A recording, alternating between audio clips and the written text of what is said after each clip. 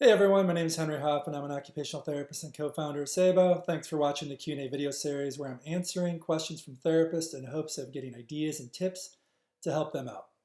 Today's question comes from a therapist in a subacute setting, and he asks, my patient has no finger flexion in the hand. He is less than 1 year post-stroke. What strategies for improving grip and function do you recommend? And that is a great question and a common issue for many therapists working in the inpatient setting. When a client presents with a flaccid hand or next to no finger flexion, the immediate thought is, how can we elicit a muscle contraction and fire those flexors?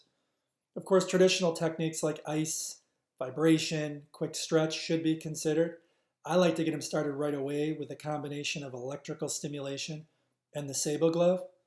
This combination is not new, but it was nice to see a recently published study in the Disability and Rehabilitation Journal showing that the combination of electrical stimulation with the SaeboGlove was deemed beneficial for the subacute population.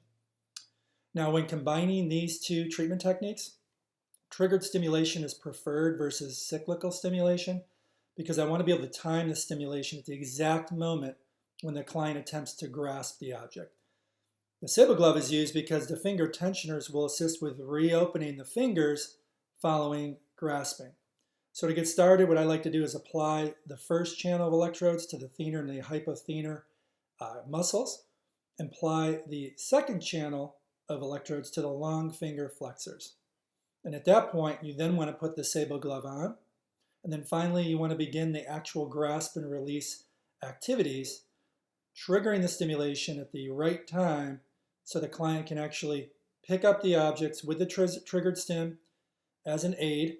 And then when you release the objects, let go of the trigger button, and then the finger extension assistance from the SaeboGlove will open up the hand. The goal here is simple. Take a client that originally had no finger flexion and was pretty much flaccid, and then following the treatment program, the client now has finger flexion or firing the finger flexors.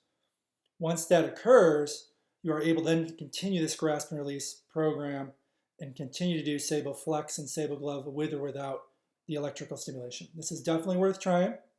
The good news is that these techniques are extremely affordable, so accessibility is not a problem. I hope you find this technique helpful.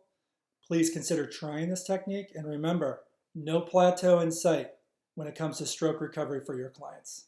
Take care.